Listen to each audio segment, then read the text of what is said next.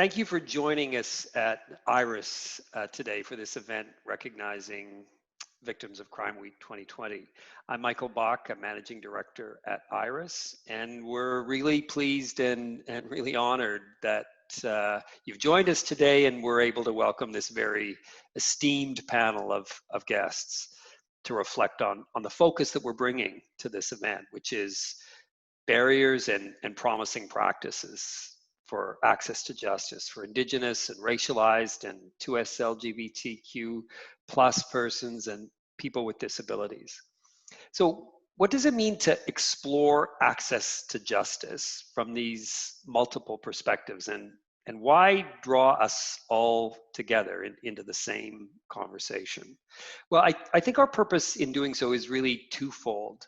First, we start from the recognition that certain groups live in conditions of extreme injustice, or they lack access to the justice system to press their claims for, or claims of violation,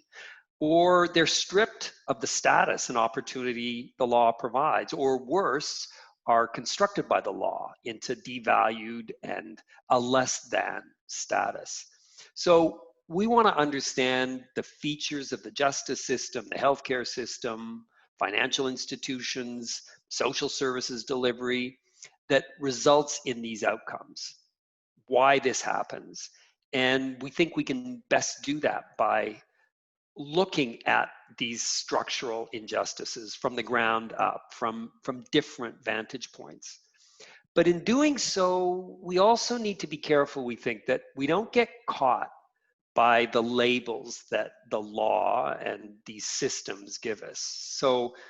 while our identities can be sources of pride, they can also trap others into thinking they define all of who we are, because we live with multiple identities, some of which may devalue us, some of which may empower us. So we need to find ways to speak across and learn across these many identities we bring to the table. We're trying to learn to become unstuck from the labels and the categories that laws and policies and cultures impose upon us, so that we can all live more fully in mutual regard and respect and equal value. And second, and building on these conversations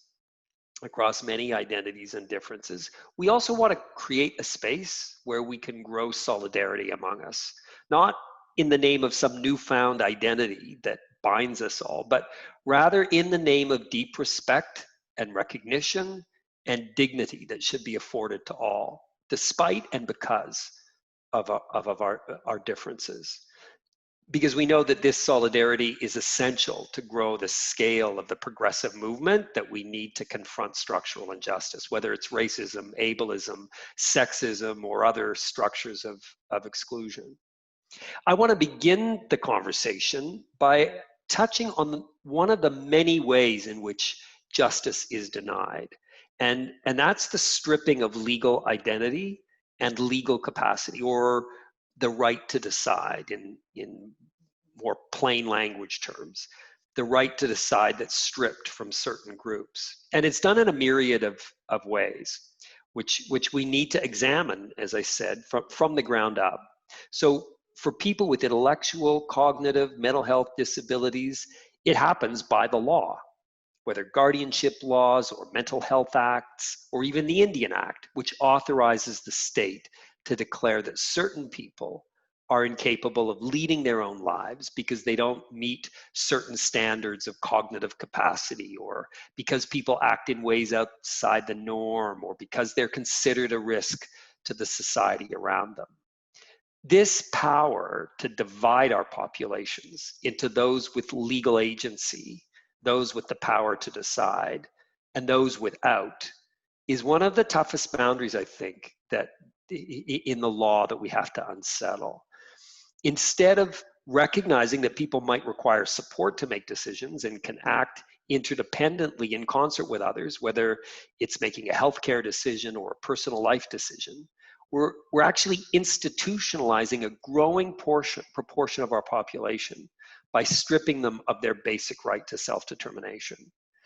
We're working on a number of community-based initiatives to demonstrate promising practices to support people in decision-making, and they're beginning to show how people can guide their own lives when their will and preferences are listened to by others and used as a basis for supporting them and enabling them to guide their own lives. And we're intentionally designing these initiatives to learn how the barriers to support and decision-making can vary depending on a person's disability, if they've been racialized, if they bring refugee or immigrant experience, or other statuses which deny them an equal place.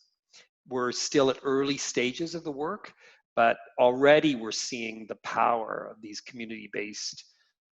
and community-driven conversations to shift the culture and perceptions of people who've so long been denied the basic conditions of justice, having a legal identity, and having legal capacity, the right to decide. So thank you again for joining us in this conversation today. And now it's my great pleasure to turn you over to the panel of, a panel who's going to bring diverse experience and perspective to these questions and concerns.